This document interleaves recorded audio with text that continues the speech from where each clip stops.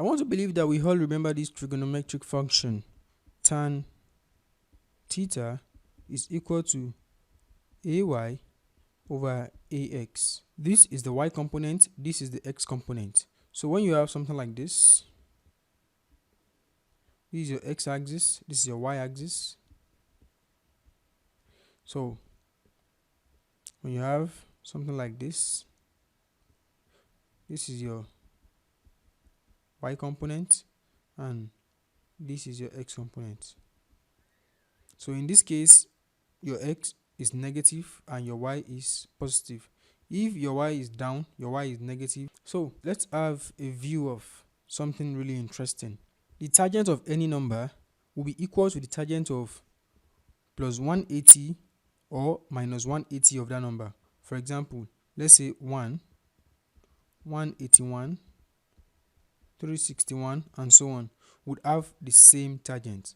Let's find out. This is 1.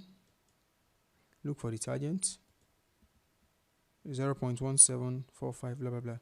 Now let's look for 181. Look for the tangent. The same thing. Let's look for 361. 361. Look for the tangent. The same thing. So what happens when you check for arctan of ay over ax? Obviously it won't give you more than 1 theta and you don't know which should be your answer. For example, let's say you have this. Let's say you have 3 centimeters to the x-axis and 3 centimeters to the y-axis. So that is something like this. This is 3 centimeters and this is another 3 centimeters. This is ax, this is ay. Now, in this case, when you look for ay over ax, you have 1 because 3 centimeters over 3 centimeters is 1. Now, look for the arctan of 1.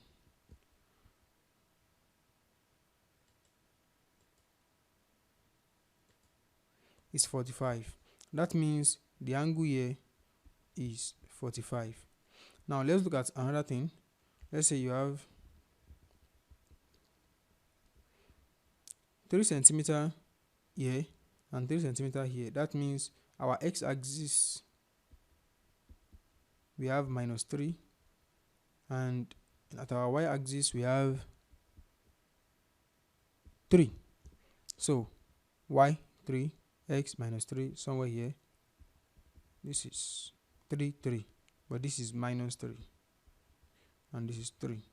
Now here is a vector.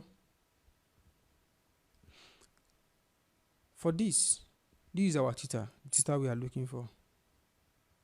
Here if we say ay over ax, you have minus 1. So let's look for the arctan of minus 1.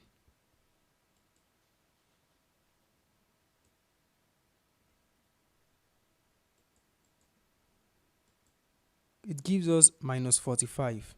And when we have minus, what do? We come to this side, which is somewhere here. But me looking at this, it's obvious that it is not our answer. This is what we are looking for.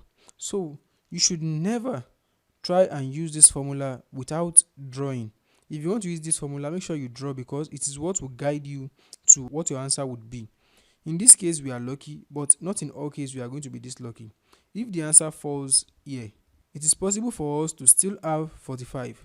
So what you have to do is after drawing, you would know whether you are going to retain the answer that you have from your calculator or you are going to add or remove 180.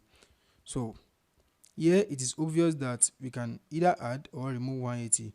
When you have minus 45, if you add 180, you have plus 135, which is this.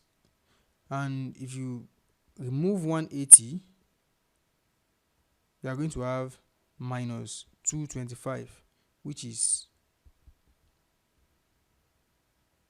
this. So it's as easy as that. So just try and always check so that you don't fall in the trap of the plus and minus 180. So practice these questions, that would help you a lot. Thanks for watching.